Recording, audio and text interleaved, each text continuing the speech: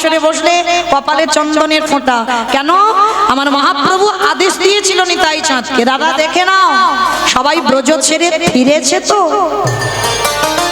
তা যেই না একটা একটা করে দেখছে, দেখতে দেখতে বলল, ভাই সবাই ফিরেছে কিন্তু একজনকে তো দেখতে পাচ্ছি না।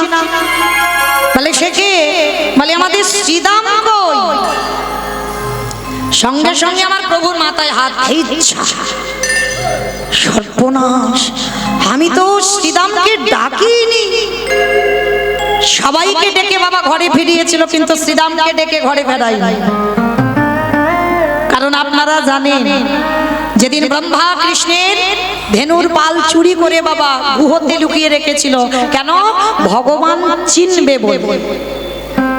মনে মনে অহংকার হলো না, ভগবান যে সে গরু চড়াবে কেন, ভগবান যে সে ব্রজ রাখালদের এঁটো খাবে কেন, এঁটো খাচ্ছে খা, কাঁধে চড়াচ্ছে চড়া, আবার রাখাল্লা খাবে তার ওই মুখের ভিতর থেকে টেনে খাবে।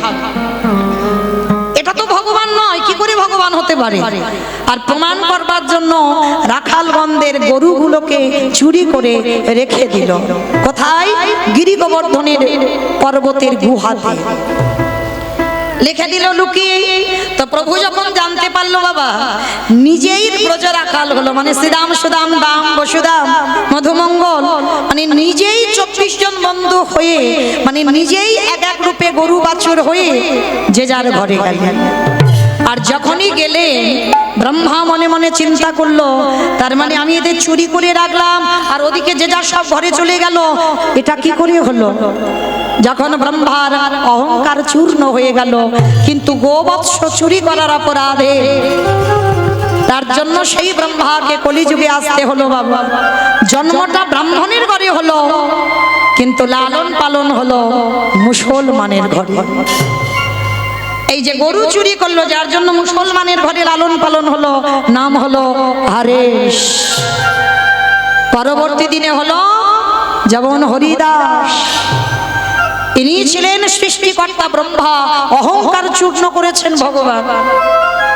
তা ভগবান আবার কি করেছে? যখন বৃন্দাবন মানে দ্বাপর যুগ শেষ, সবাইকে ডেকে ডেকে এনেছে, কিন্তু শ্রীদাম সখার কথা ভুলে গেছে ভগবান। আর ওই গুহর ভিতরে শ্রীদাম সখার অভিমান হলো, কানাই সবাইকে তুই ডাকলি, ওই একবারও তো তুই আমাকে ডাকলি নেই। আমিও প্রতিজ্ঞা করলাম যতদিন না তোর আমার কথা মনে পড়বে, যতদিন না তুই আমাকে ডাকবি আর নিজে যদি না নিতে আসিস, আমি এখান থেকে বেরোবো না।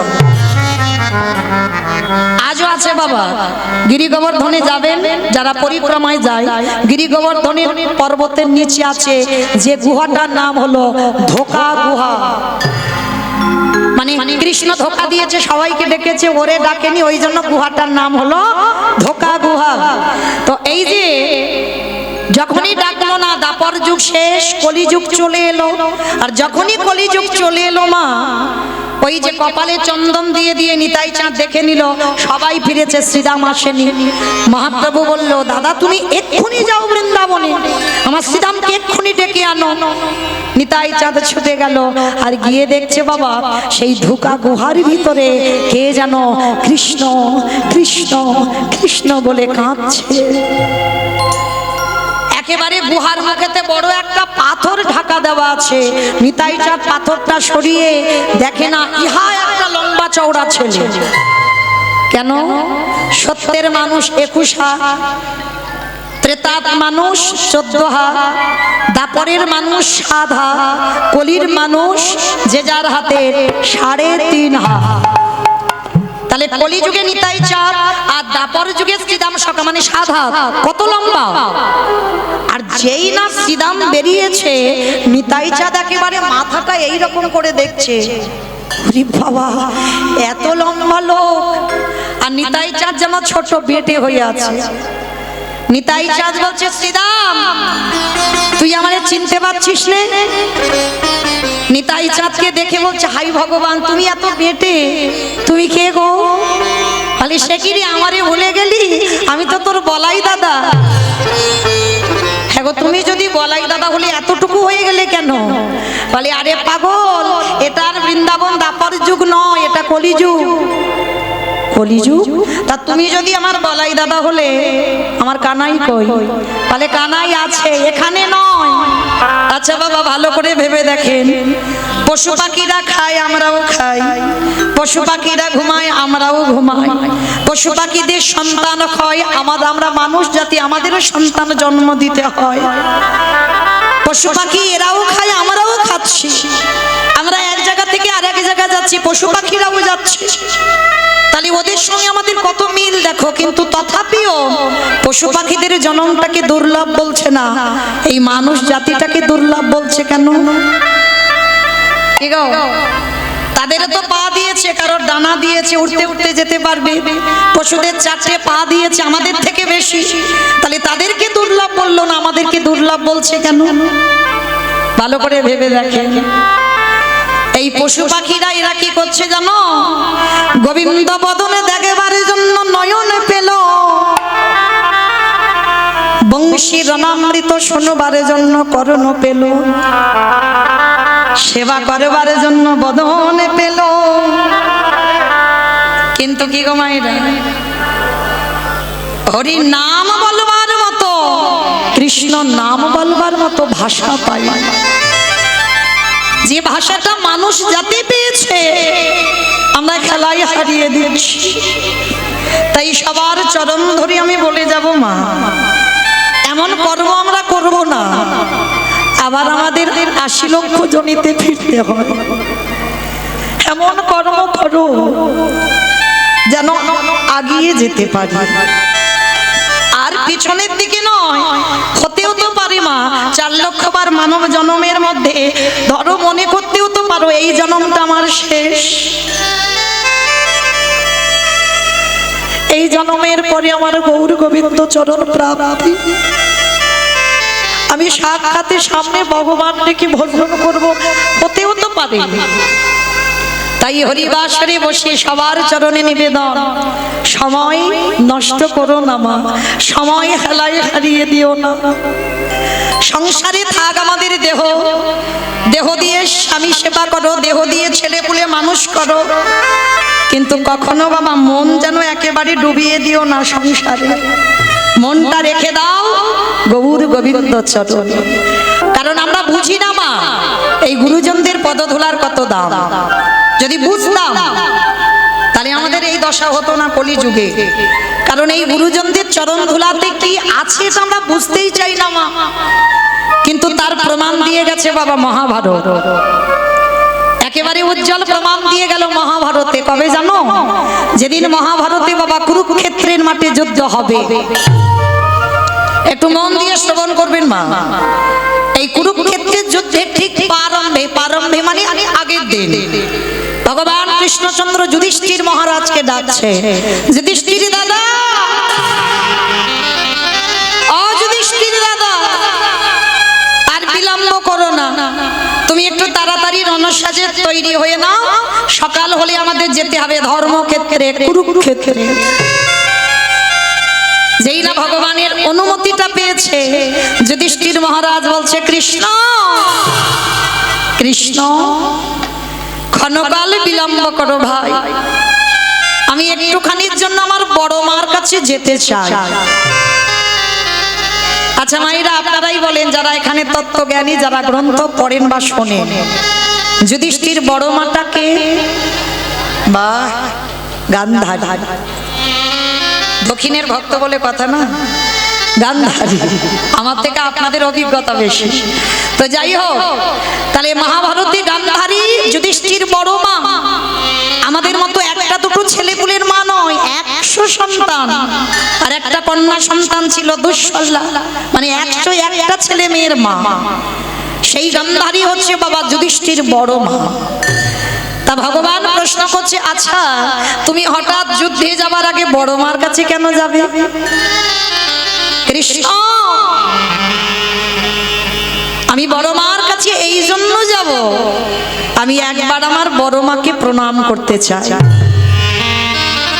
অসম্ভব, যে বড় মা তোমার জীবনে মঙ্গল কামনা করলো না, যে বড় মা সারা জীবন তোমার অমঙ্গল চেয়েছে, আর তুমি কিনা যুদ্ধে যাবার আগে সেই বড় মাকে প্রণাম।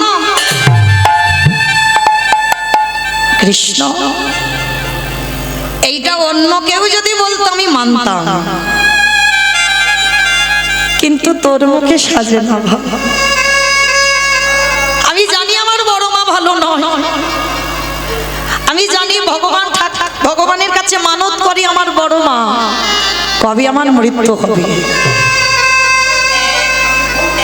যুধিষ্ঠির, ভীম, অর্জুন, নকুল, সহদেব ওদের কবে বিনাশ হবে আমার বড় মা মানত করে।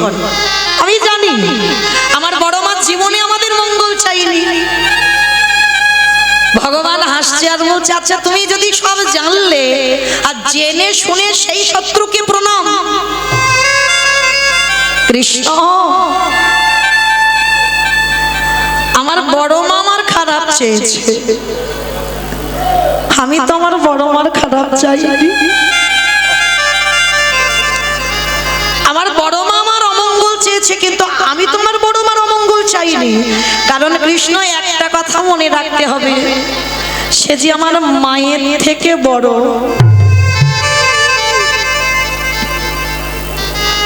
এই হলো বাবা ধর্মপুত্র, যার পথ সর্বদাই ধর্মের পথ। আমার বড় মা মানে আমার মায়ের থেকেও বড় কৃষ্ণ, যে আমার মায়ের থেকে বড় হয়।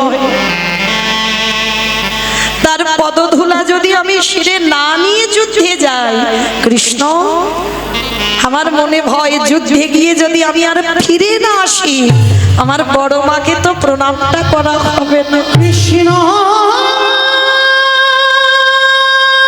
নিতাই গৌর প্রেমানন্দে হরি বল, হরি বল, হরি বল। আমি যুদ্ধে গিয়ে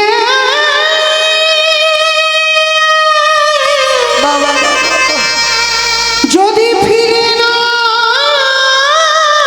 আসি কৃষ্ণ, তবে আমার বড় মার চরণে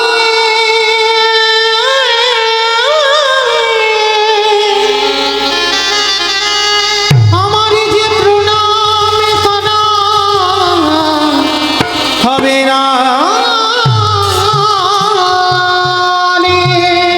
যেই না বলেছে যে বড় মাকে প্রণাম করতেই হবে, ভগবান হেসে বলছে বেশ যাও, তবে দেরি করবে না। কেমন প্রণাম করেই তুমি তাড়াতাড়ি চলে আসবে। ঠিক আছে কৃষ্ণ, আমি যাব আর আসব। গান্ধারী তখন কি করছে জানো? কৃষ্ণের প্রতিচ্ছবিটা নিয়েছে। কৃষ্ণ, কে করে পারলি তুই? আমার 100 পুত্র সন্তান দিলি, শুনেছি সন্তান জন্মে কোনোদিন খারাপ হয় না। সন্তান পৃথিবীতে আসে অমৃত সপুত্রা হয়ে, পারলি না বাবা? আমার 100টা ছেলের মধ্যে 99টা খারাপ করে দিতে পারতিস, একটা ছেলেকে আমার কৃষ্ণ ভক্ত করে দিতে পারলি। কৃষ্ণ,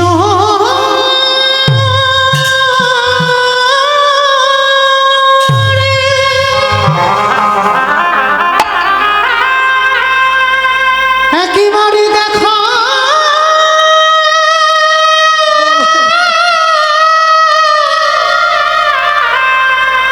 দেখা দে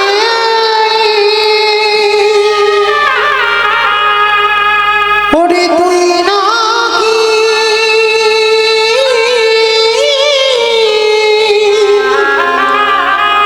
ভক্তি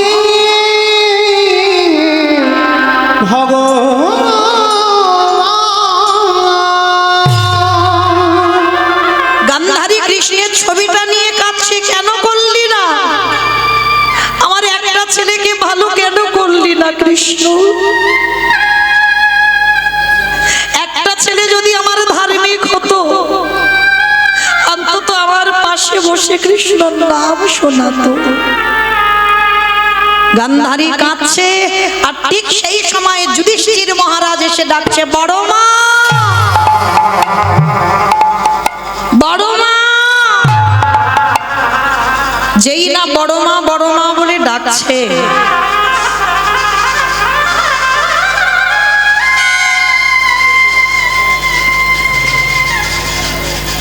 গান্ধারী আমার যেই না দরজায় এসে দেখেছে যুধিষ্ঠির মহারাজ দাঁড়িয়ে আছে।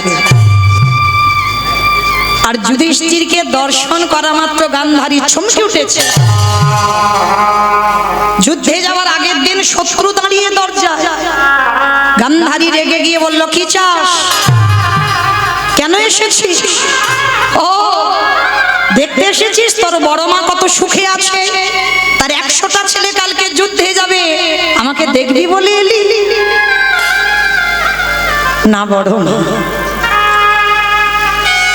আমি তোমাকে কষ্ট দেবার জন্য আসিনি, আমি তোমাকে ব্যথা দেবার জন্য আসিনি।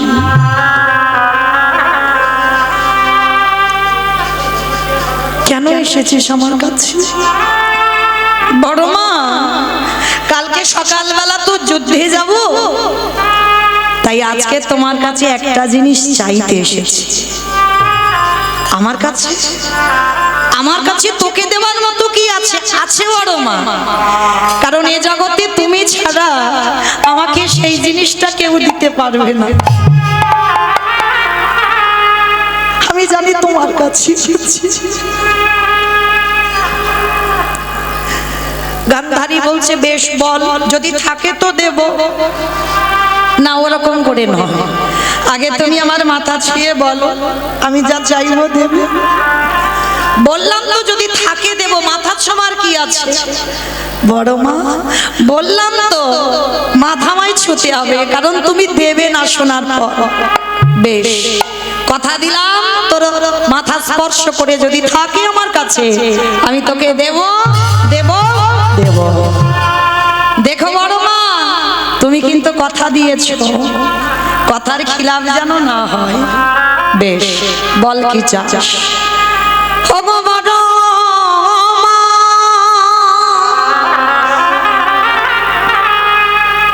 তোমার চরণে আমার একটাই নিবেদন,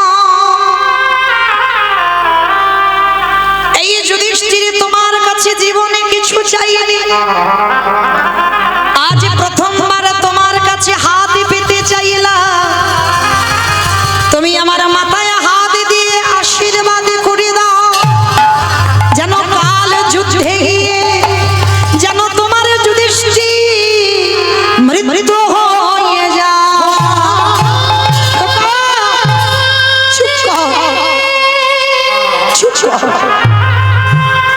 তুই এমন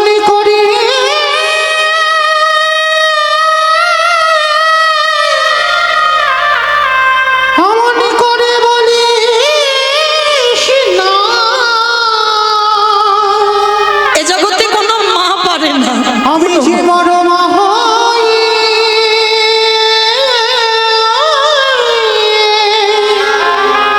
শহীদ পারিব না রে। তুই আমার কাছে মৃত্যু কামনা করছিস কেন? আর আমি মা হয়ে তোকে মৃত্যু আশীর্বাদ দেব কি করে? কেন বড় মা? তুমি তো সারা জীবন বলে এসেছো, কবে আমাদের 5 ভাই নিধন হবে। আজ কেন তুমি ভেঙে পড়ছো আমার কথা? কারণ আজ আমি নিজে ভিক্ষা চাইছি, মৃত্যু ভিক্ষা, আমার মৃত্যু দাও। গান্ধারী জীবনে প্রথমবার ওই যুধিষ্ঠিরকে বুকে ধরে বলল, খোকা রে, যে বড় মা জীবনে তোর ভালো চাইল না, যে বড় মা সারা জীবন তোর অমঙ্গলে চেয়ে এলো,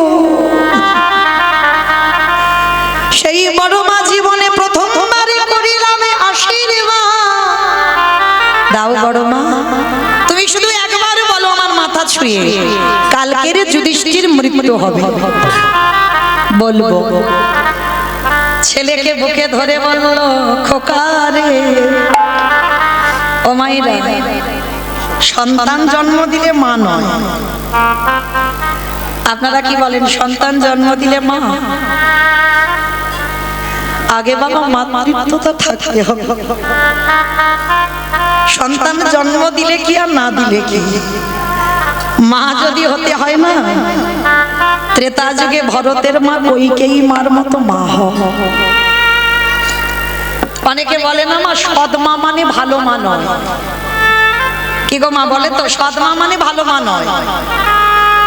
কিন্তু সৎ মা যদি ভালো মা না হবে তাহলে সৎ মা বলবে কেন?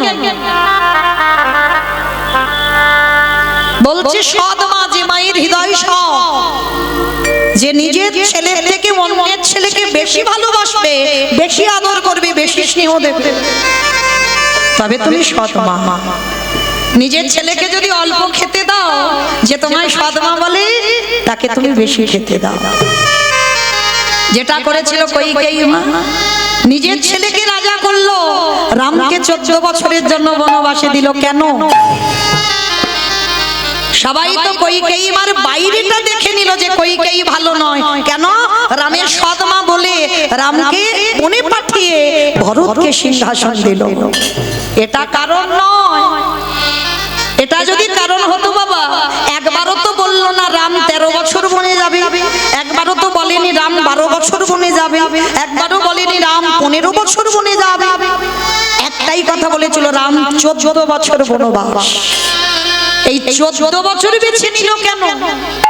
কারণ আছে মা। কারণ যদি না থাকতো কইকেয়ী হিসেব করে 14 করতো না।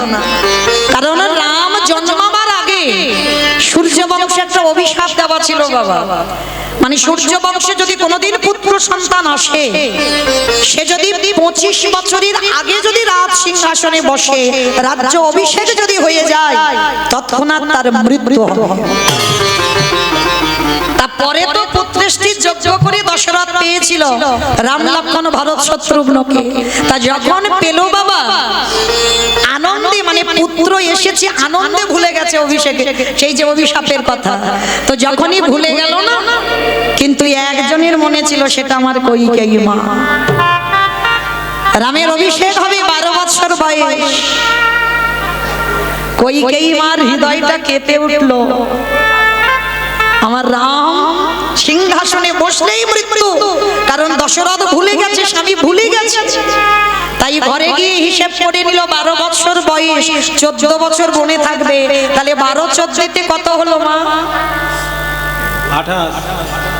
28 26। বেশ, 25 বছরের আগে রাজা হলে বাবা তখন মৃত্যু হবে। তাহলে 26 হয়ে যাচ্ছে। তারপরে যদি রাম ফেরে, আজকে রাজ্য অভিষেক হলে আমার রামের মৃত্যু হবে না। তাহলে রামের থেকে 2 দিনের ছোট ছিল বড়।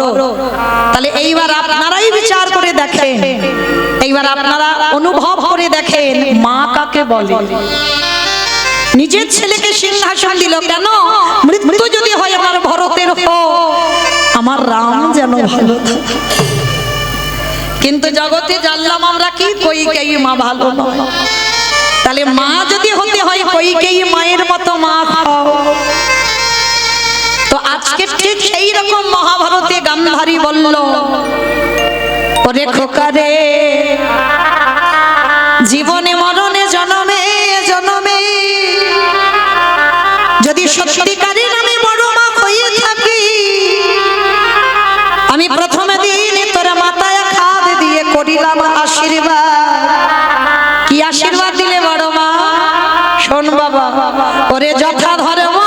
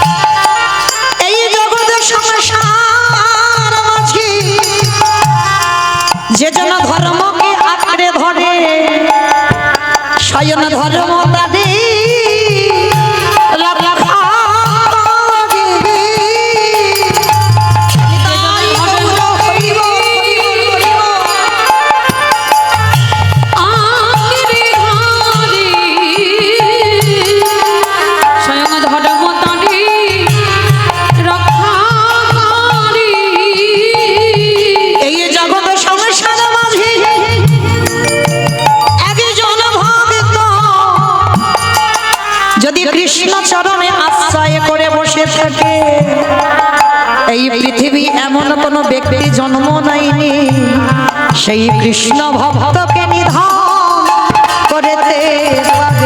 যেজন কৃষ্ণ তাই গৌর হরি বল, হরি বল, হরি বল।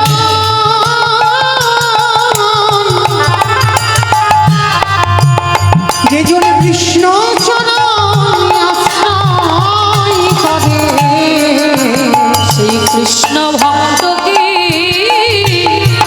নিধন করে। আস্তে। তাহলে মায়েরা আপনারাই যতটুকু শুনলেন অনুভূতিটা কি হলো, অনুভব কি করলেন? ভগবান তো সাথে ছিল, পঞ্চপাণ্ডবদের সাথে ছিল, তথাপিও গান্ধারীর পদধূলা টানে মালো কেন? যাদের সঙ্গে কৃষ্ণ রয় তাদের কি অপমৃত্যু হয়? হবে না তো। তাহলে যুধিষ্ঠির জানতো, তথাপিও বড় মাকে প্রণাম করলো কেন? সমাজকে ভগবান শিক্ষা দিয়ে দিল, তুমি কৃষ্ণ ভজন করলেও যদি সাধু গুরু ব্রাহ্মণ বৈষ্ণব গুরুজন থাকে তাদের চরণ ধুলাটা আগে নিতে শেখো। আর যদি তুমি সাধু গুরু বৈষ্ণব গুরুজনদের পদধূলা সর্বদা শিরে নিতে পারো, সকল কাজে তুমি জয়ী হবে হবে হবে। নিতাই গৌর প্রেমানন্দে হরি বল, হরি বল। তাই তো চৈতন্য মহাপ্রভু সুরধনী গঙ্গার তীরে ধুলাই গড়াগড়ি যাচ্ছে। তবে একা নয়, ওই যে কালকে যার জন্মদিন না, যার আবির্ভাবের দিন, সেই ছেলেটাকে দলে করে নিয়েছে। নিতাই যারে দেখে তারে বলে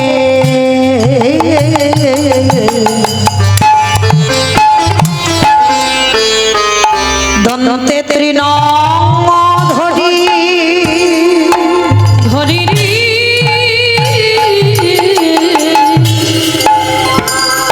নিতাই জানে দেখি তারে কালে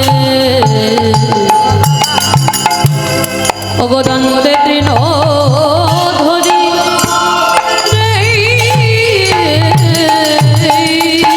আস্তে। অমাইরা তৃণ মানে কি গো? খড় খড় তৃণ মানে খড়, ঘাস। বেশ, নিতাই চাঁদ দাঁতে ঘাস নিয়েছে, ভাবা যায়? আমার এইটা একটা কিরম মতো লাগছে না? ঘাস নেবে কেন? এই যে আমরা হরিনাম করছি, আমরা কি দাঁতে ঘাস নিয়ে হরিনাম করছি? করছি না তো। তাহলে নিতাই চাঁদ হরিনাম করছে, দাঁতে ঘাস নিচ্ছে কেন? কোনদিন ভেবেছেন? ভাবেননি? কারণ একটা কথা মনে রাখবেন বাবা, এই যে আমাদের সমাজে একটা নিয়ম আছে। কি নিয়ম? না, গুরুজনদের সামনে কথা বলতে গেলে আমাদের স্বভাবটা যেন একটু নত ভাব হয়। এটা নিয়ম। মানে যারা মানে যারা মানে না তাদের কথা বাদ দিলাম। মানে আমি যে কীর্তনিয়া, আপনারা আমার থেকে অনেকে গুরুজন বসে আছেন, অনেক গুণীজন আছে, তাহলে আপনাদের সামনে আমি যে দাঁড়িয়ে গান গাইব, মানে আমি অনেক ছোট, তাহলে আমাকে সেইভাবে গান গাইতে হবে। আমার স্বভাব, আমার আচরণটা যেন একটু নত ভাব হয়। মানে আমি অনেক বড় কীর্তনী, আমি অনেক কিছু জানি, এটা আমার সমাজের নিয়ম নয়। কিন্তু মহাপ্রভুর সমাজে একটা নিয়ম ছিল। কি নিয়ম? না, গুরুজনের সামনে যে কথা বলবে তোমাকে দাঁতে একটা ঘাস নিতে হবে। ঘাস না নিলে কি হবে?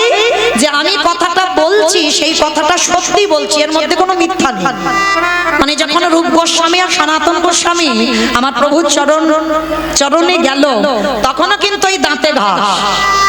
আর দাঁতে ঘাস নিলে তখনকার সমাজে মানে গণ্যমান্য ব্যক্তিরা জানতে পারতো যে কথাটা সত্যি বলছি বা বিনতার সহিত বলছে। তাই তোমার নিতাই চাঁদ দাঁতে ঘাস নিয়ে কি করছে জানো? নবদ্বীপের অলিতে গলিতে যারে দেখে তার পদ ধরে বলে, তোদের ঘরে আমি বাসনে মেজে দেব, তোদের ঘরে আমি বাটনা বেটে দেব, তোদের ঘরে আমি কাপড় কেচে দেব। আমি বলছি না, আমি করবো এটা বলছি না, নিতাই চাঁদ বলছে। নিতাই চাঁদ বলছে তোদের ঘরে আমি কাপড় কেচে দেব, বাসন মেজে দেব, বাটনা বেটে দেব, তোরা যা যা বলবি আমি সব কিছু করে দেব। কিন্তু বিনিময়ে তোদেরকে একটা কাজ করতে হবে, আমাকে মাইনে টাইনে দিতে যাবে না, কি কাজ করতে হবে? তোরাই আমারে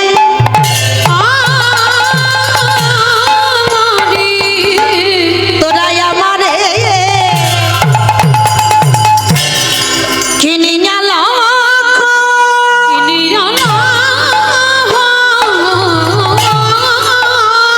আস্তে নিতাই চাঁদ সব কাজ করে দেবে, মাইনে দিতে হবে না। তাহলে বিনিময়ে কি করতে হবে মা?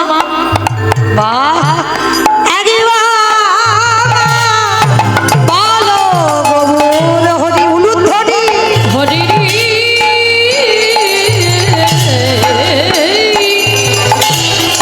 তোমরা আমারে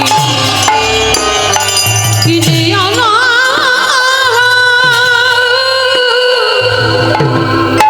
একেবারে বলো গৌর হরি আস্তে আমার নিতাই চাঁদ আপনাদের সোনাখালীতে এসেছে, মানে এত বড় হরিবাসর, এত দামি হরিবাসর আসবে না? হ্যাঁ, মানে কালকে জন্মদিনের কথা ভুলে গিয়ে আজকে চলে এসেছে। আর আজকের এসে নিতাই চাঁদ সোনাখালীতে কি করছে জানো? পাইকারি পাইকারি বলি, পাইকারি বলে পাইকারি। আস্তে এই জায়গাটা মা খুব মন দিয়ে শুনবেন। তলিয়ে ভাবার নাম হলো তত্ত্ব, ভিতরে যেতে হবে। আচ্ছা বাবা, এখানে যখন ওই বাগান থেকে সবজি তুলে এক জায়গায় দিয়ে দেন, তাকে কি বলেন? সেল বলে, সেল। পাইকারি দেখেছো, বলে নাকি সেল বলে, মানে খিচুড়ি স্কুলেও যায়, মানে পাইকারি বলে, মানে পাইকারি দেওয়া, মানে আড়তে দেওয়া হচ্ছে। তার নিতাই চাঁদ সোনাখালী বাজারে এসেছে, এসে কি করছে? পাইকারি বলে পাইকারি। আর একটা মানে হচ্ছে বলি পাইকারি, পাইকারি বলি পাইকারি, পাইকারি বলে পাইকারি। পাইকারি আমার বুঝেছো? মানে এক জায়গা দিচ্ছে সোনাখালী, আড়তে দিচ্ছে বলে পাইকারি দেওয়া হচ্ছে। আর একটা মানে হচ্ছে পাইকারি, মানে হরিনামটা যে দেব তেমন মানুষ পাচ্ছি না, মানে পাইকারি আর পাইকারি। হ্যাঁ, এইটা হচ্ছে কীর্তন বাবা, বুঝতে হবে কথার মানেগুলো, অনুভব করতে হবে। তাহলে এই যে নিতাই চাঁদ এসে বলছে, সারা সোনাখালী বাজারে খুঁজে বেড়াচ্ছে, একটা ভালো জায়গা পাচ্ছে না। এ কীর্তন হলে কি হবে বাবা? ঠিক ঠিক হচ্ছে না, এখানেও দিচ্ছে না। শেষে কোন জায়গা দিয়েছে জানো?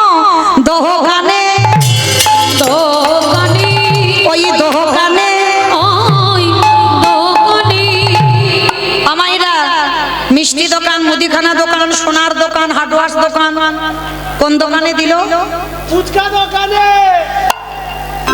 হ্যাঁ, ফুচকা দোকানে হরিনাম দিল নিতাই এসে।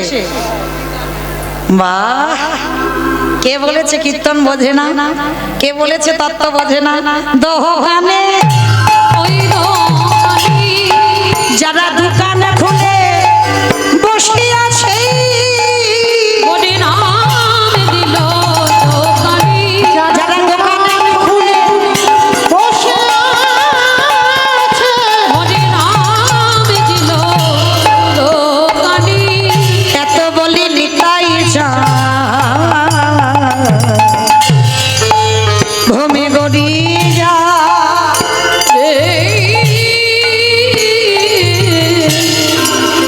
এত বলি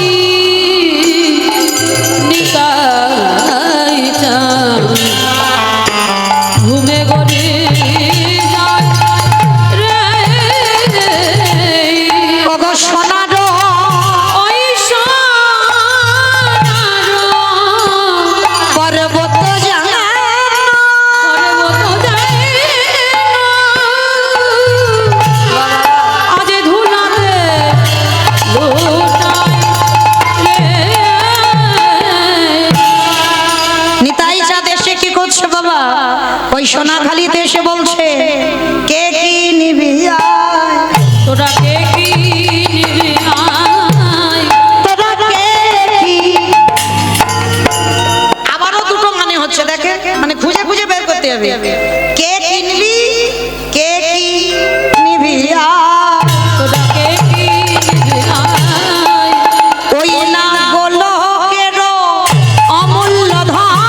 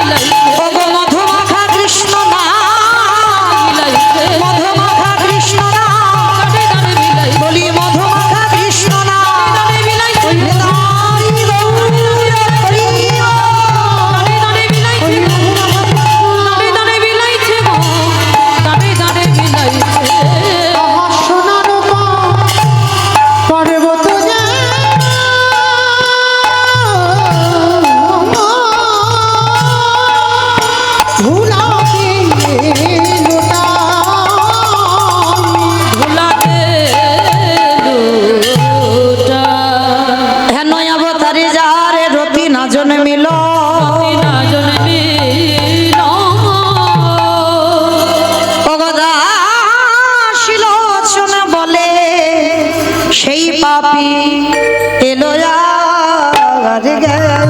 এলো আর গেল। দাস লোচন বলে সে পাপী এলো না গেল রে। লোচন বলে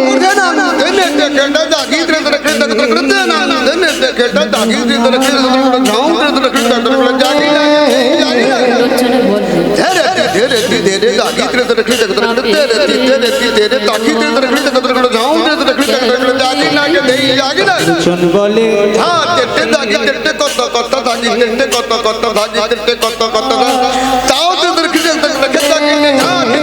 লোচন বলে পাপী এলো আর গেল রে।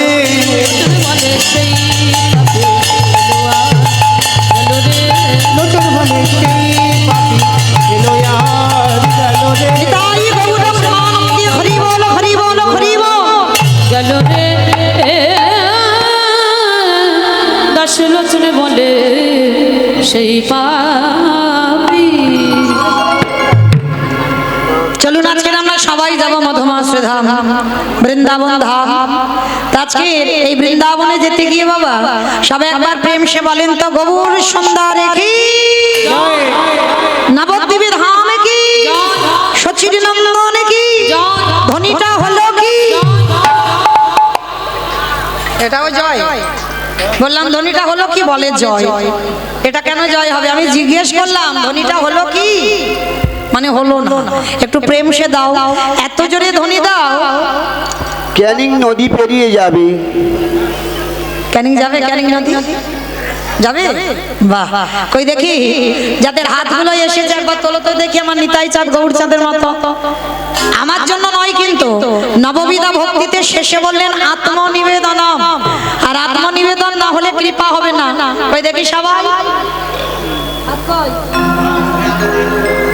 তাহলে দেখি ও সবাই দেখি একসঙ্গে এদিকটায় চলো সবাই একসঙ্গে। কই যারা বসে আছেন বাইরে চলো দেখি একসঙ্গে প্রত্যেকে বলবে কেমন কেমন।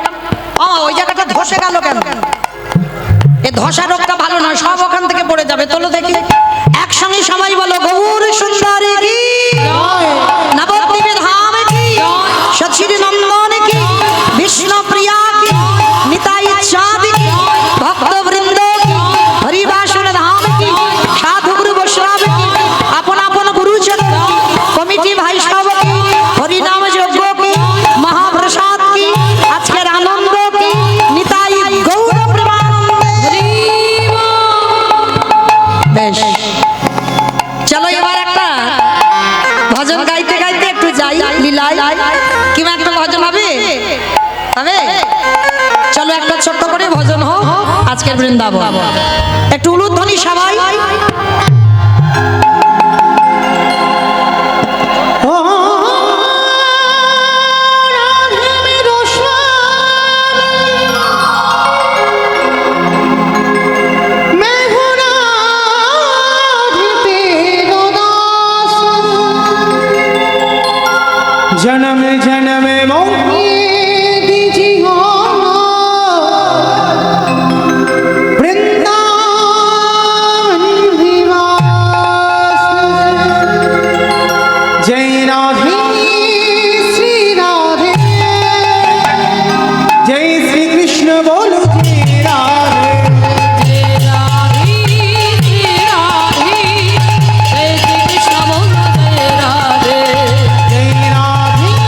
श्री राधे जय श्री कृष्ण बोलो जय राधे।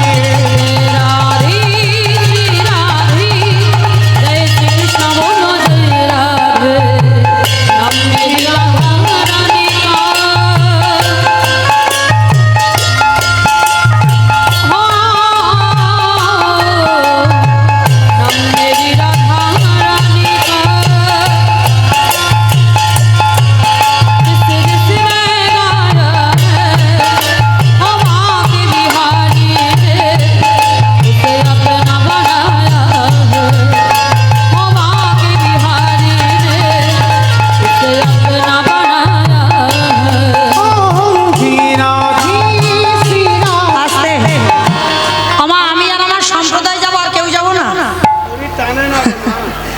শরীর টানে না কেন গো? কদিন কীর্তন হচ্ছে, শরীর টানছে না?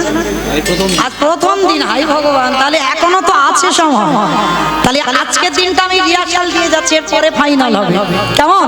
তাহলে দেখি একবার আমার সঙ্গে হাত দুটো সবাই একসঙ্গে তালে তালে করো তালি। কেমন? नाम मेरी राधा रानी का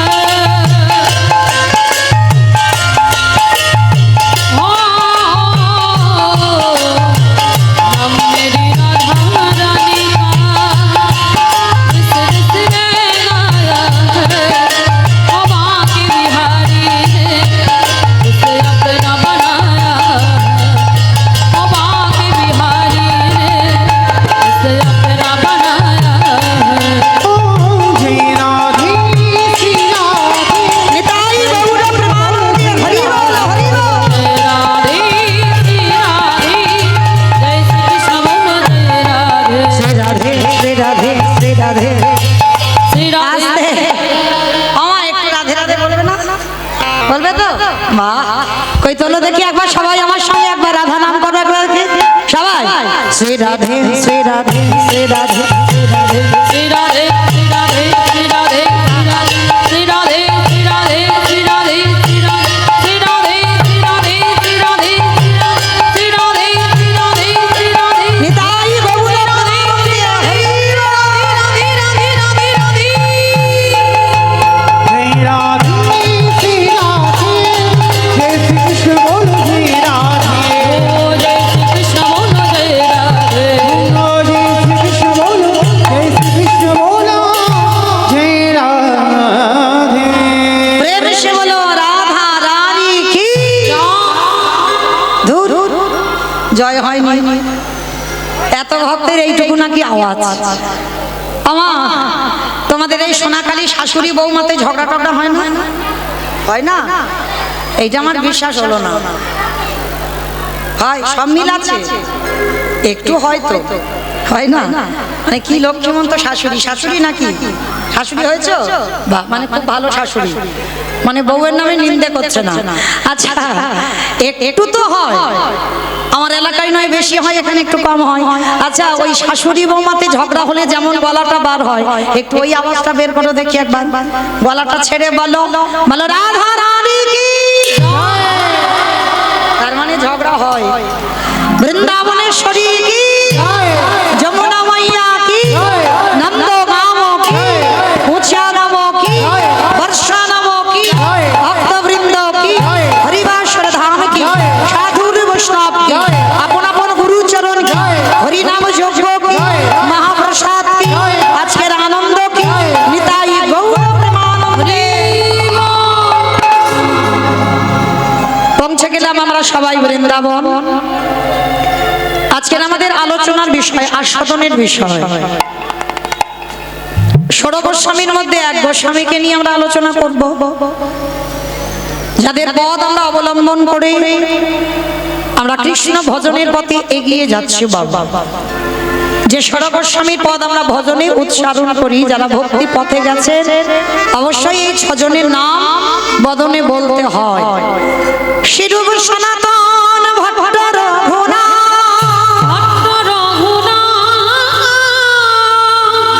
শ্রীজীব গোপাল ভট্ট দাস রঘুনাথ, এই ছয় গোসাইয়ের পরিচরণ বন্দন, যাহা হইতে বিঘ্ন নাশ অভীষ্ট পুরা।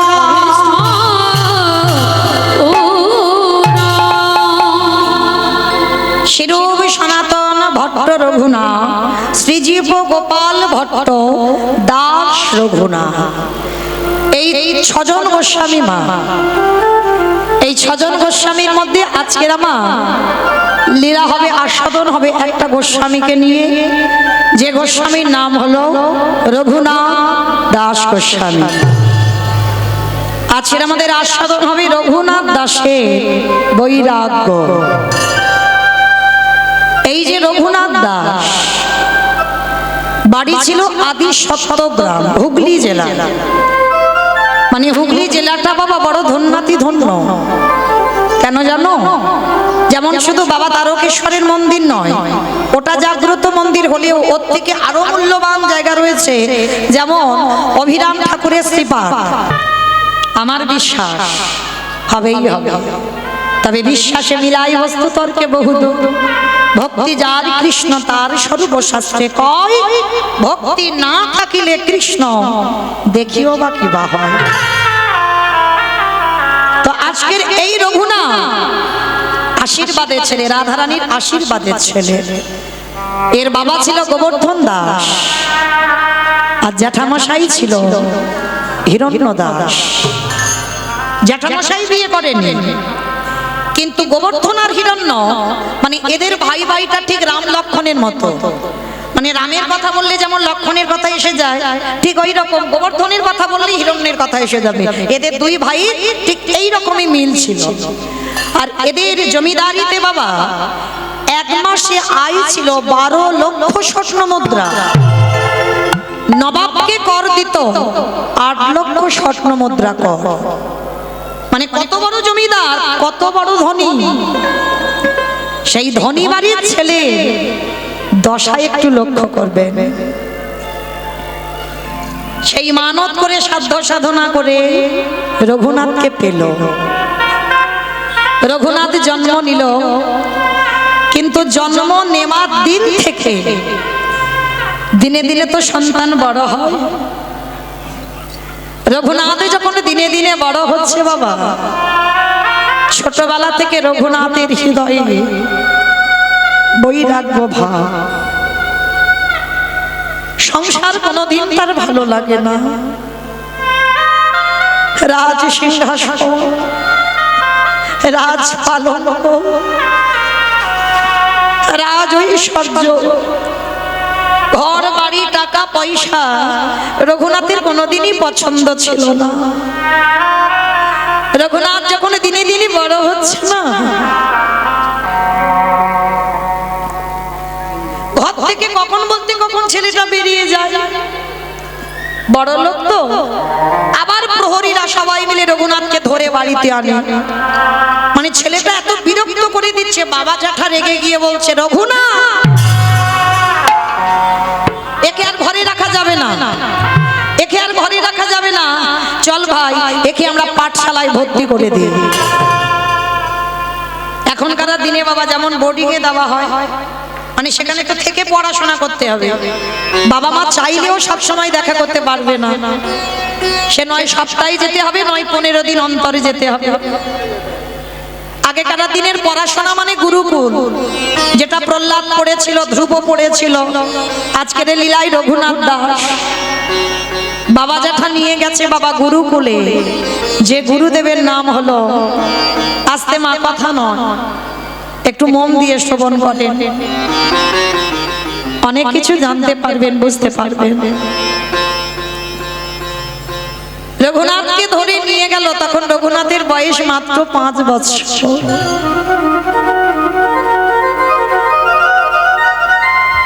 গুরুকুলে নিয়ে গেল। বলদেব আচার্য দেখা মাত্র বলে উঠলেন, গোবর্ধন তোমরা ক্ষমা করে দাও ভাই, এই রঘুনাথকে আমি আশ্রয় দিতে পারবো না। কেন? বড় লোকের ছেলে বাবা খামখেয়ালি ছেলে হয়। কি গো মা, ভুল বললাম? বড় লোকের ছেলেরা একটু জেদি হয়, মানে যখন যেটা লাগবে চাই তো চাই। এই খামখেয়ালি পনার জন্য বলদেব আচার্য রঘুনাথকে রাখবে না। গোবর্ধন আর হিরণ্য বলল, গুরুদেব আপনি তো জানেন না আমাদের রঘুনাথের চরিত্র কেমন, একটু আশ্রয় দেন। আশ্রয় দিলে 2 দিন থাকলে বুঝতে পারবেন। হ্যাঁ, তবে 2 দিনের মধ্যে যদি বুঝতে পারেন আমাদের রঘুনাথের স্বভাব ব্যবহার আছে আর কিছু ভালো লাগছে না, খবর দেবেন, আমরা নিয়ে যাব। ঠিক আছে, তোমরা যখন বলছো আমি 2 দিন দেখব এই রঘুনাথের আচার আচরণ। রঘুনাথকে রেখে চলে গেল। রঘুনাথ খুব খুশি, কেন জানেন? রাজ ঐশ্বর্য তো তার জন্য নয়, আমাদের ছেলে মেয়েদের যদি কোথাও গুরুকুলে রেখে আসো, বোর্ডিং এ রেখে আসো, প্রথম প্রথম কান্নাকাটি করবে, কিন্তু রঘুনাথের কোনো কান্না নয়, কোনো বাইনা নয়, বড় খুশি রঘুনাথ। বলদেব আচার্য তখনকার দিনের পড়াশোনা মানে ভাগবত। গুরুদেব ভাগবত পড়তে বসেছে, ছোট্ট ছোট্ট পড়ুয়ারা বসেছে ভাগবত শুনতে। তা ভাগবত পড়ছে, সমস্ত ছোট ছোট ছেলেরা তারা কত হাসি ঠাট্টা গল্প করছে, আর রঘুনাথ ওইটুকু ছেলে সবার সামনে বসে বসে নয়ন জলে বুক ভেসে যাচ্ছে।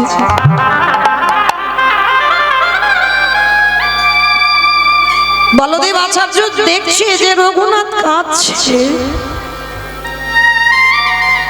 যেই না রঘুনাথের চোখের জল তা ভাগবতরা রেখে দিয়ে গুরুদেব বলদেব আচার্য রঘুনাথের কাছে গেছে। রঘুনাথ,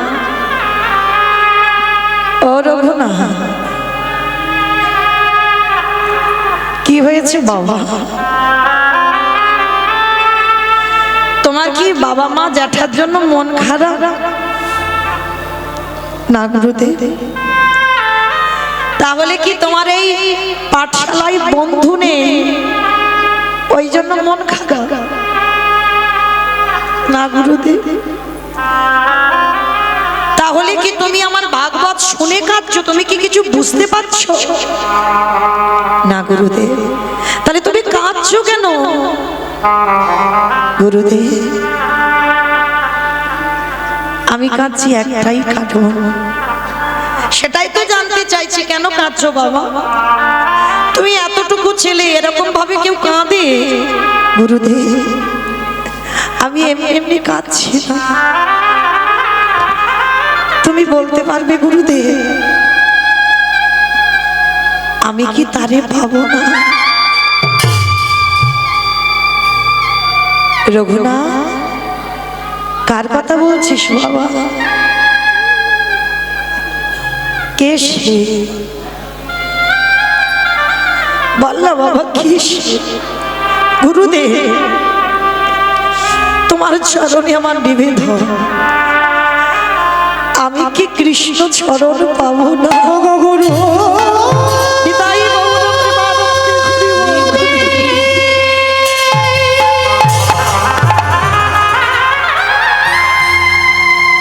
একেবারে বলে না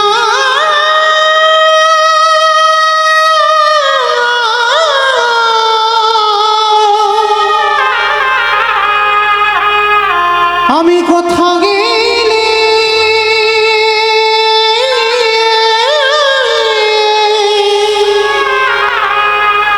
আমার কৃষ্ণ কৃষ্ণ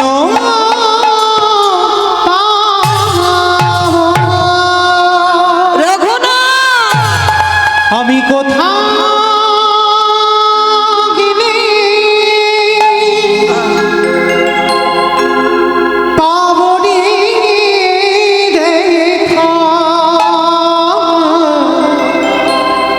ওগো দয়া মা। আমি কোথায়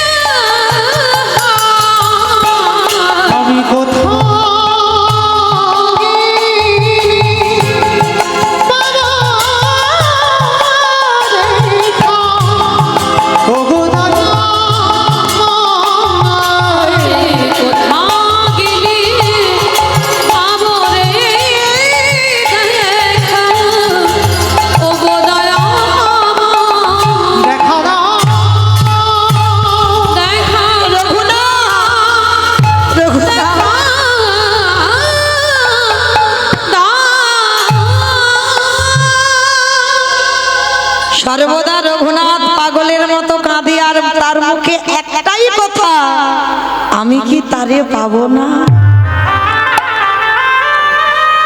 কি গো মায়েরা, আপনারাও সন্তানের মা, আমিও সন্তানের মা। আমরা কি পেরেছি বাবা এমন সংস্কার দিতে?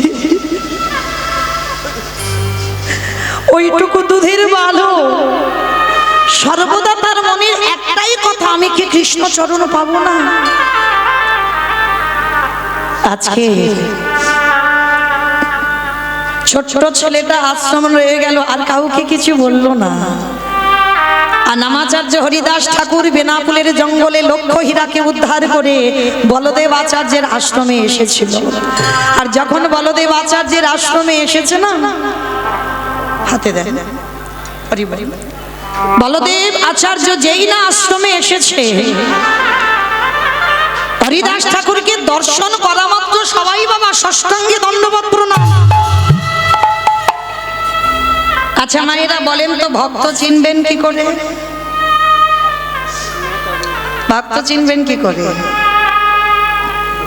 এই গলায় তুলসীর মালা, দাদার সঙ্গে তিলক সেবা, প্রসাদ পাই, নামের মালা হাতে, বুঝে নেবেন ভক্ত। এগুলো তো আভরণ, পোশাক পরেছ, বাইরে সাজ সেজেছ, কিন্তু ভিতরটাকে তো বৈষ্ণবতা করতে হবে।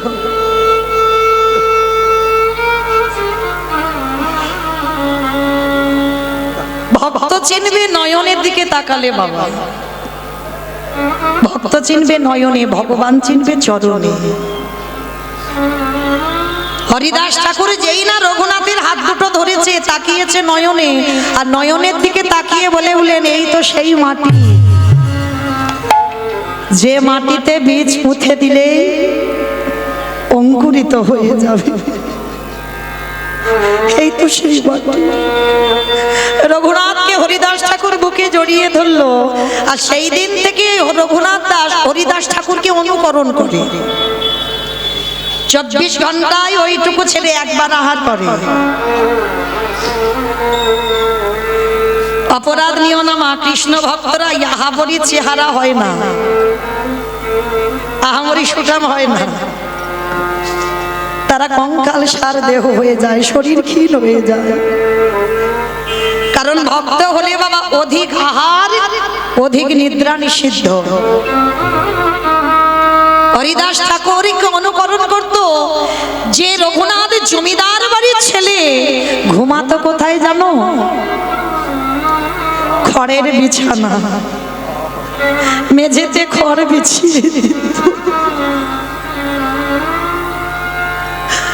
রাজসুখ নয়, একটা বহির্বাস আর একটা অন্তর্বাস।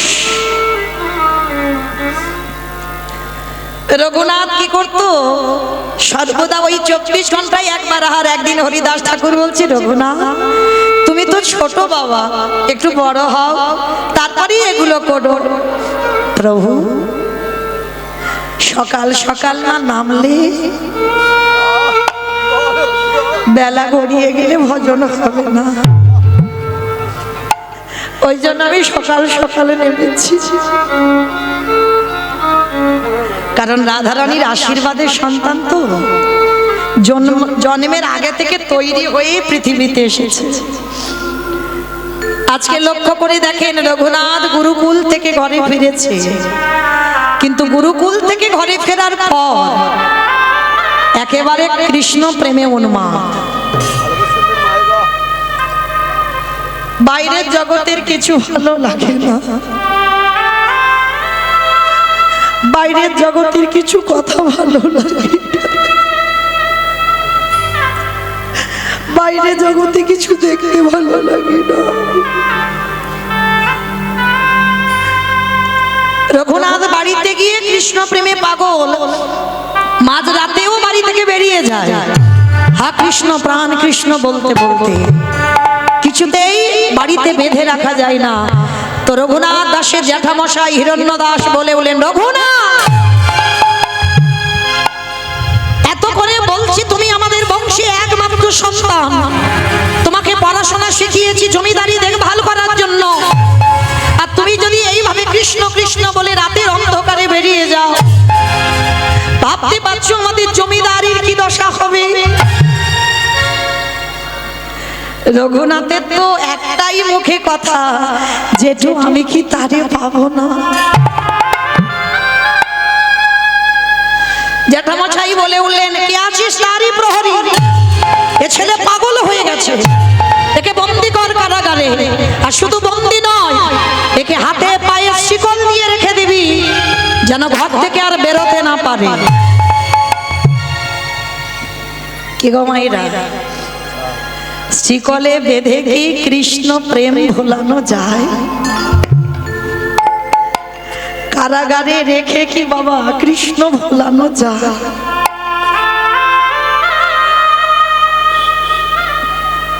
যেই না বলেছে কারাগারে বন্দি কর, রঘুনাথ বলে বলেন, জেঠু জেঠু ঠিক বলেছো, তুমি ঠিক বলেছো। এতদিন পরে তুমি একটা ভালো কথা আমায় বললে, এই যে আমি কারাগারে থাকবো না, নিরজন জায়গা না হলে কৃষ্ণ ভজন হয় না। কি গো মা, অপরাধ নিও না। জপের মালা নিয়ে সারাদিন জপ করে যাচ্ছে, বাজার ঘাটে গেছো তাও হাতে জপের মালা আছে। সত্যি করে ভেবে বলেন তো, ওটা কি নাম হচ্ছে? একান্ত যদি তুমি নাম করতে যাও, ঘরে গিয়ে জানালা দরজা বন্ধ করে নিরজনে বসো। এটা যদি না হতো, পরম বৈষ্ণব বাবা ভোলানাথ, কেদারনাথ আর বদ্রীনাথ বেছে নিত না। পাহাড়ের মাথায় ভজন যদি করতে হয়, আগে তোমাকে নিরজন জায়গা খুঁজতে হবে। নামাচার্য হরিদাস ঠাকুর একেবারে বেনাপুলের জঙ্গলে অনাহারে অনিদ্রায়, কেউ দেবে তো পাবে, না হলে নয়।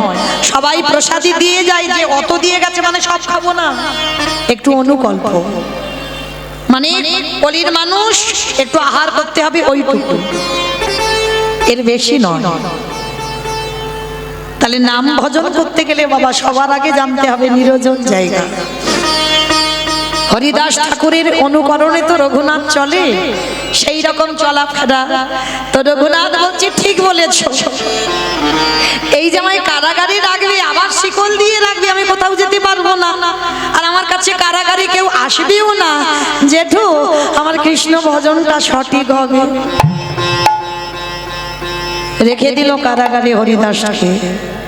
কিন্তু যখনই কারাগারে হরিদাস হরিবল রঘুনাথকে রেখে দিল না, রঘুনাথকে রেখে দেবার পর 1 সপ্তাহ হয়েছে রঘুনাথের খাবার পাঠায় রাজভোগ। রঘুনাথের ভালো লাগে না, রাজপ্রাসাদে বসে রাজভোগ রঘুনাথের।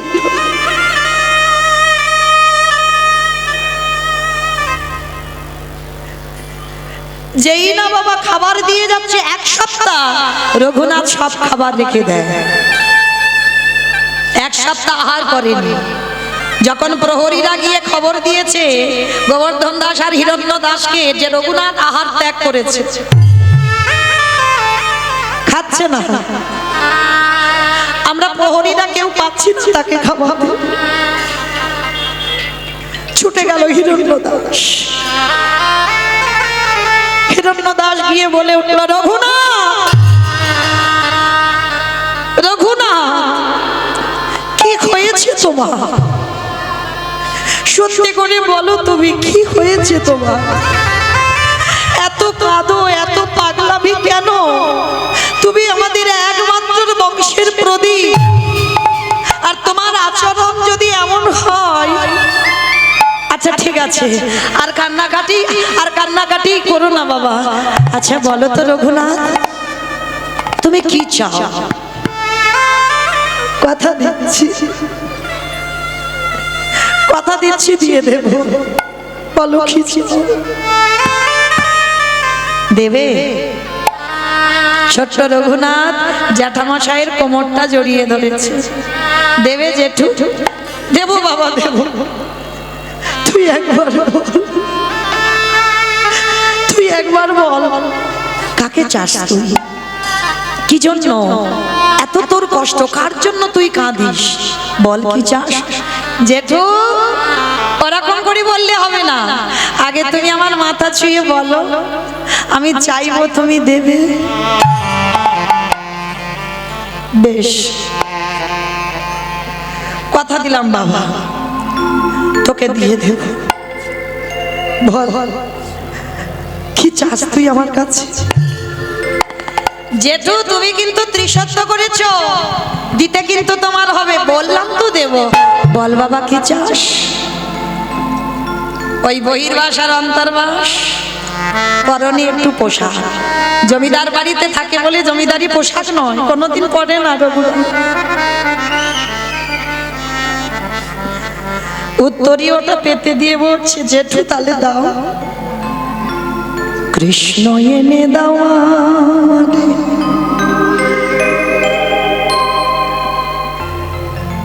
কৃষ্ণ এনে দাও,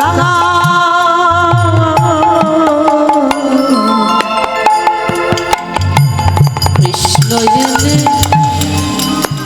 দাও আমারে,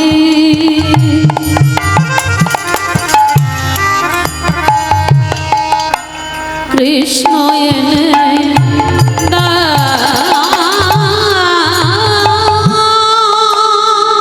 কৃষ্ণ ছাড়া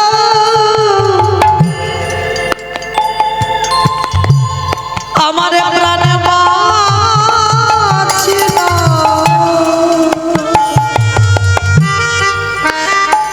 কৃষ্ণ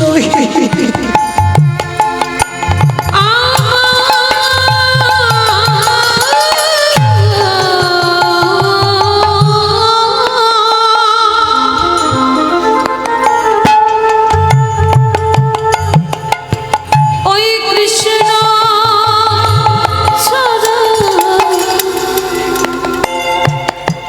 প্রাণে বাঁচে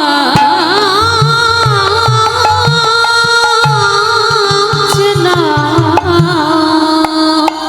রঘুনাথ, রঘুনাথ, কৃষ্ণ এনে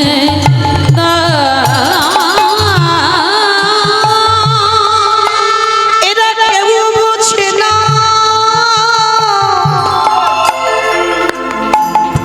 আমার মনের কথা।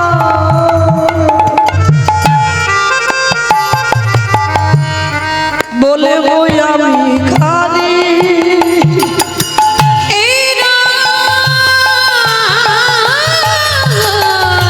এরা কেউ জানে না, এরা কেউ বুঝতে চায় না। এরা কেউ বোঝে না আমার মনের কথা। বলবো আমি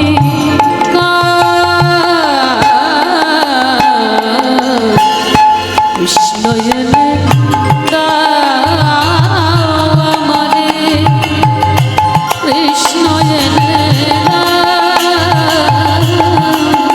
এনে দাও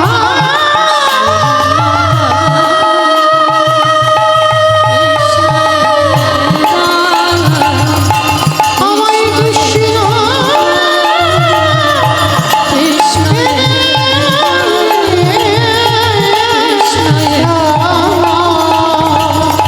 কৃষ্ণ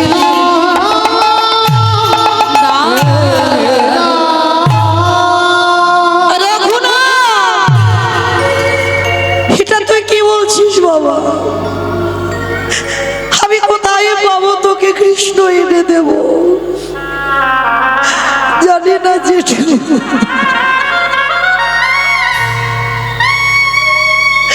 কিন্তু তুমি তো কথা দিয়েছো আমার কৃষ্ণকে তুমি এনে দেবে। বলদেব আচার্যকে খবর পাঠানো হলো, গুরুদেব আসুক দেখুক। গুরুদেব বলদেব আচার্য ছুটে এলো। রঘুনাথ, রঘুনাথ, রঘুনাথ, কি হয়েছে বাবা? তুমি কেন এত পাগলামি করছো? রঘুনাথ, তুমি জানো না রঘুনাথ, হাজার হাজার দিন যদি কৃষ্ণ বলে কাঁদো পাবে না। আমি তোমার গুরুদেব বলছি পাবে না।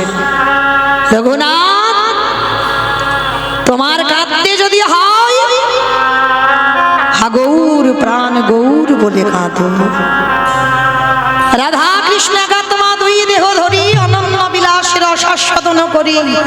এই দুই ভাবে চৈতন্য গোসাই ভাব রস আস্বাদিতে দোহে কোঠায়। কাঁদতে যদি হয় গৌর বলে কাঁদো। কি বুদ্ধি করিব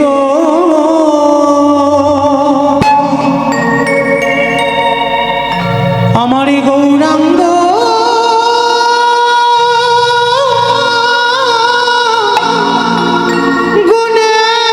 গুণের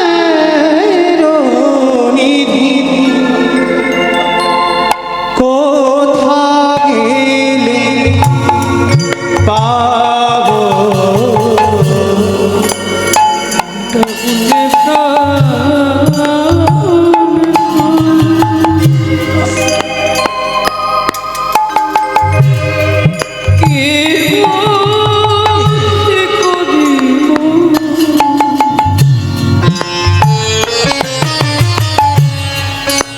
গৌরাঙ্গ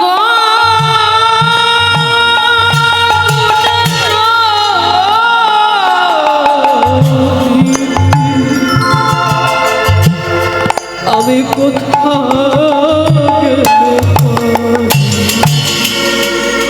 কে আমার করিবে না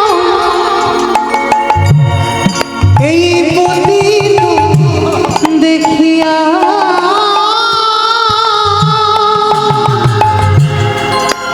দরিলাম হরির নাম কে দিবে যাচিয়া কে আর করিবে একবার দেখা দাও গৌর। এই পতিত দেখিয়া দুর্লভ হরিণ কে দেবে যাচ্ছি। অকিঞ্চন দেখি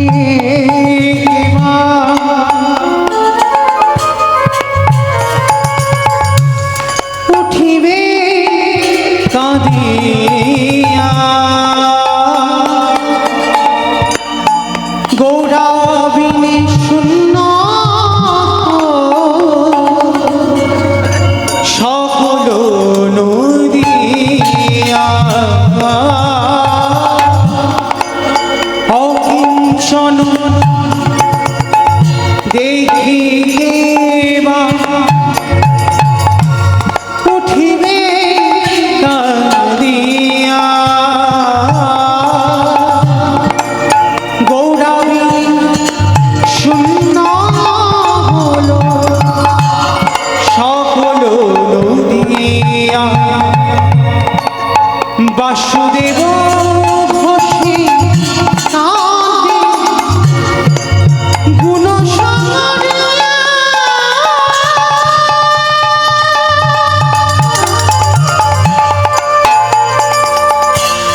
কেমনে রহিবে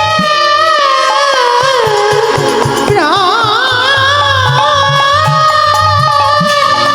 গৌরনা দেখিয়া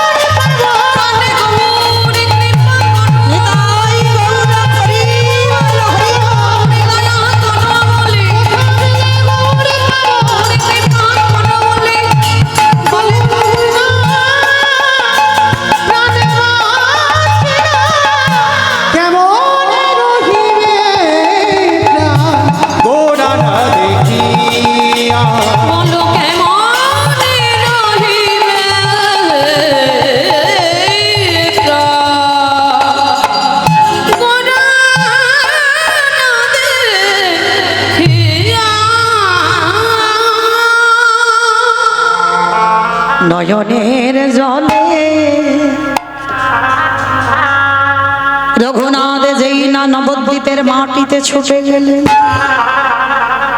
সেইখানে গিয়ে সংবাদ পেল আমার নিমাই 24 বছর বয়সী ওই সোনার নদিয়া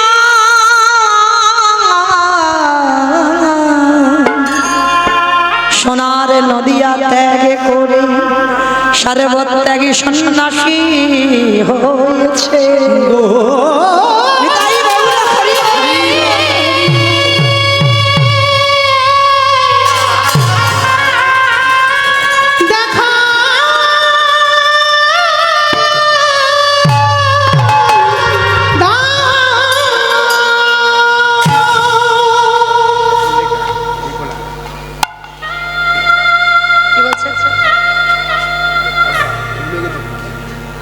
অভাগা যেদিকে চায় সাগর শুকায় যায়। যেদিন জানতে পারলো নিমাই হচ্ছেই আমার ব্রজেন্দ্র নন্দন কৃষ্ণ, আর জানতে পেরে যেই না গেল, গিয়ে দেখলো বাবা নদিয়া অন্ধকার, গাছের ফল ফুল ফোটে না, সুরধ্বনিতে উজানে বহে না, ওই সোনার নদিয়া যেন অন্ধকার নেমে আছে। গাছে ফল ফুল ফোটে না, কোকিল কোকিলা ডাক দেয় না, সুরধ্বনি উজানে বহে না, ওই সোনার নদিয়া যেন শুষ্ক হয়ে আছে, পড়ে আছে সোনার নদিয়া অন্ধকার হয়ে। যেই না খবর পেল যে প্রভু নেই, ফিরে গেল রঘুনাথ ঘরে। কিন্তু নিমাই সন্ন্যাসের পর বাবা এসেছিল নবদ্বীপে নয়, শান্তিপুরে অদ্বৈত আচার্যের ঘরে এসেছিল। আর অদ্বৈত আচার্যের ঘরে যখন এলো, তখনকার দিনে তো জমিদার ওরা, সবার আগে ওদের কানে খবর গেল প্রভু এসেছে শান্তিপুরে। রঘুনাথ রঘুনাথ, আর দেরি নয় বাবা, আমি আজ এক্ষুনি খবর পেলাম তোর নিমাই এসেছে শান্তিপুরে। বাবা এসেছে প্রভু, আমাকে এক্ষুনি নিয়ে চলো।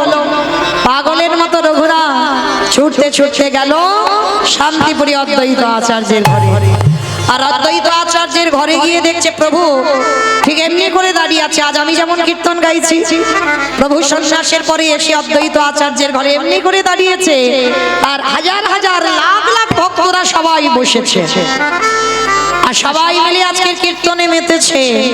রসে তনু ঢর ঢর গৌর কিশোর বর, রসে তনু ঢন ঢন গৌর কিশোর বর, রসে তনু ঢর ঢর গৌর কিশোর বর, রসে তনু ঢন ঢন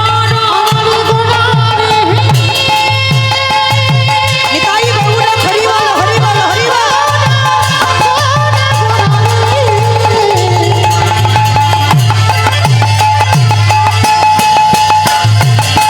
গোরা গোরা গোরা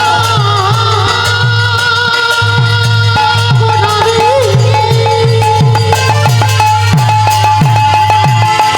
আমারে গোরা রে, গোরা, আমারে গোরা গোরা গোরা রে। রসে তনু ঢন ঢন গৌর কিশোর বর, এবি নাম শ্রী কৃষ্ণ চৈতন্য, এবি নাম শ্রী কৃষ্ণ চৈতন্য, এবি নাম শ্রী কৃষ্ণ চৈতন্য, এবি নাম শ্রী কৃষ্ণ চৈতন্য,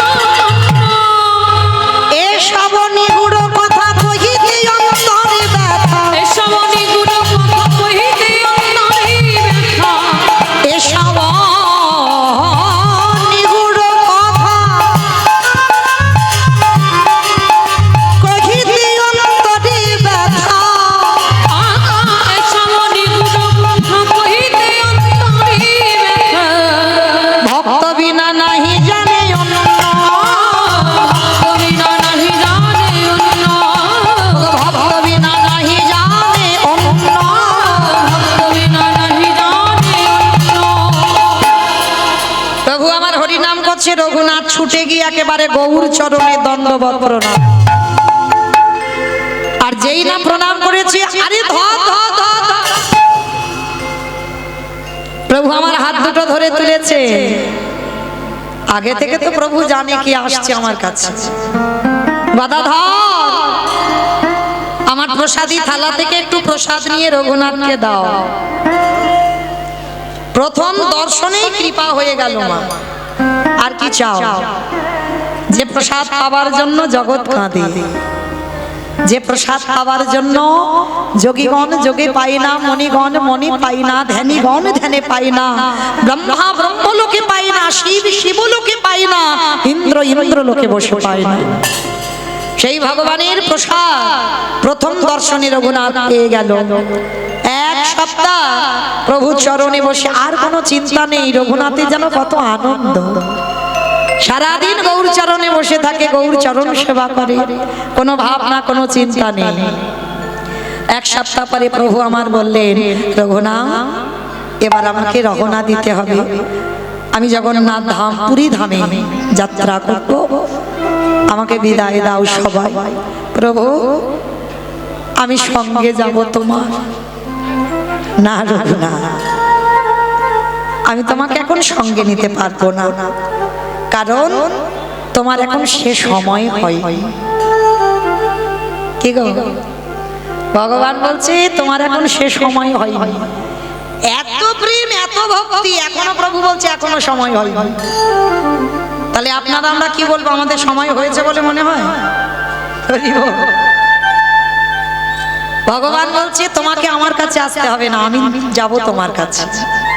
তুমি কেন আমার কাছে আসবে কষ্ট করে? ডাকার মতো ডেকে যাও, ভজন করার মতো করে যাও। সময় যখন হবে তোমাকে আমার কাছে আসতে হবে না, আমি নিজে তোমাকে ডেকে আমার কাছে নেব। এখন বাড়িতে যাও। না প্রভু, আমি বাড়িতে যাব না, আমি তোমার সঙ্গে যাব। রঘুনাথ জেদ করো না, আমার মুখের উপরে কথা বলো না, আমি যেটা বলছি তুমি সেটাই করো। পড়াশোনা শিখেছো, জমিদারি দেখাশোনা করো, সংসার করো, বিয়ে করো, সংসার করো। না প্রভু, আমি সংসারের মায়াতে জড়াতে চাই না, আমি সংসার করতে চাই না। রঘুনাথ আমি তোমাকে আদেশ দিলাম, এখনো তোমার বৈরাগ্য আসেনি, এখনো তোমার বৈরাগ্য আসেনি।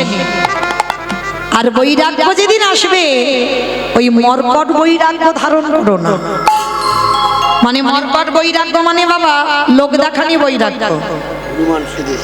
হ্যাঁ, লোক দেখানি বৈরাগ্যের কথা বারণ করছে, যে লোক দেখানি বৈরাগ্য পালন করো না। অনেকে আছে না আভরণ সেজেছে কিন্তু ভিতরটা বৈষ্ণবতা এখন হয়, ভিতরে কোনো বৈরাগ্য আসেনি বাবা, অথচ বাবা বৈষ্ণব বৈষ্ণব বলে বড় বড় কথা বলে বেড়াচ্ছে। বৈরাগ্যটা এনে দেখাও। মহাপ্রভু বলছে তোমার বৈরাগ্য আসেনি এখন। আপনারা ছোটবেলা থেকে রঘুনাথের কথা শুনছেন, এত যে কৃষ্ণ প্রেমী পাগল, এখনো মহাপ্রভু বলছে তোমার সেই বৈরাগ্য আসেনি। এই বৈরাগ্য বলতে বাবা আপনারা কোন বিষয়টাকে বলছেন? বৈরাগ্য,